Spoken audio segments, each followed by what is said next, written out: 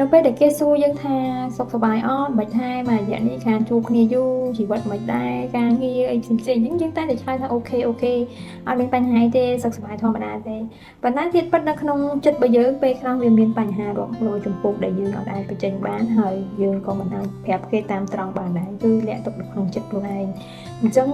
សម្រាប់ខ្លួនឯងគឺខ្ញុំចង់ឲ្យអ្នកទាំងអស់គ្នាសាកល្បងសារភាពប្រាប់ខ្លួនឯងត្រង់ថាតើមានបញ្ហាកើតឡើងនៅក្នុងចិត្តរបស់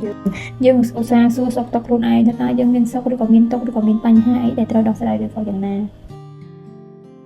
សុខភាពផ្លូវចិត្តរបស់យើងគឺសំខាន់ណាស់អ្នកទាំងអស់គ្នាកុំភ្លេចសួរសុខទុក្ខអាសាសួរសុខទុក្ខខ្លួនឯងថាយើង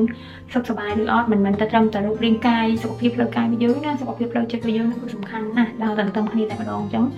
យើងសួរពាក្យថាសួស្ដីសុខសប្បាយអត់ហ្នឹងគឺមិនមែនជាពាក្យដើម្បីតែស្វាគមន៍មួយម៉ាត់ទេប៉ុន្តែតាមពិតអត្ថន័យវាគឺចង់ឲ្យមនុស្សយើងនឹងចេះសួរសុខទុក្ខគ្នាទៅវិញទៅមកតើគាត់មានបញ្ហាអីគាត់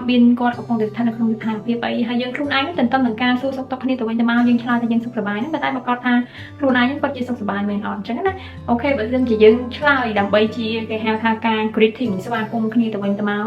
ជាការគេហៅថា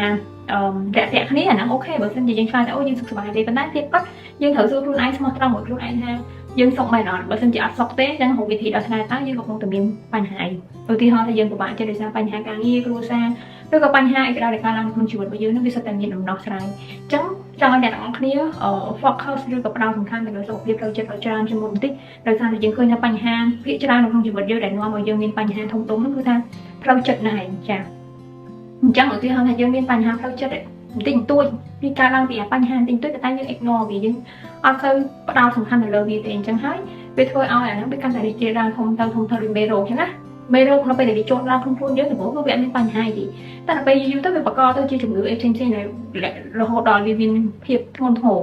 អញ្ចឹងដល់ដំណាក់កាលចុងក្រោយគឺដល់ពេលដែលយើងលែងគ្រប់គ្រងផ្លូវចិត្តរបស់យើងបានហើយអញ្ចឹងខ្ញុំមិនមែនជាអ្នកជំនាញផ្លូវចិត្តទេប៉ុន្តែគាត់នឹងដើម្បីជាការសង្កេតរបស់ខ្ញុំហើយវាឆ្លងកាត់បទពិសោធន៍ផ្ទាល់ខ្លួនហ្នឹងខ្ញុំក៏ធ្លាប់ជួបរឿងបានដូចគ្នាមានបញ្ហាផ្លូវកាយផ្លូវចិត្តដូចគ្នាប៉ុន្តែអ្វីដែលយើងអាចធ្វើបានគឺថា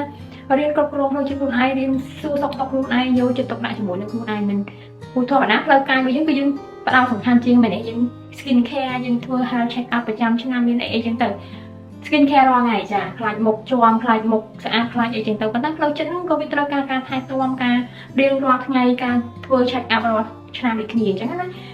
អញ្ចឹងត្រឡប់មកវិញត្រូវថែរក្សាសុខភាពផ្លូវកាយហើយនិងផ្លូវចិត្តខ្លួនឯងដើរពីរហ្នឹងគឺត្រូវតែដើរទន្ទឹមគ្នាយើងអាចថែតែសុខភាពផ្លូវកាយផ្លូវចិត្តផ្លូវចិត្តក៏វាជំរុញឲ្យមានអត្តពលទៅលើសុខភាពផ្លូវកាយយើងដូចគ្នាដែរអញ្ចឹងណាទាំងអស់គ្នាអញ្ចឹងខ្ញុំមានការចែករំលែកប៉ុណ្ណឹងហើយកុំភ្លេចត្រឡប់មកវិញគឺស្រឡាញ់ខ្លួនឯងយកចិត្តទុកដាក់មួយខ្លួនឯងអាសាសួរសុខទុក្ខខ្លួនឯងសុខសប្បាយអត់ពីតែសុខសប្បាយមួយម៉ាត់ហ្នឹងគឺមិនមែនមានន័យថាតែជាការស្វាគមន៍គ្នាទេអញ្ចឹងណាអញ្ចឹងអរគុណជួបគ្នានៅវីដេអូក្រោយបាយ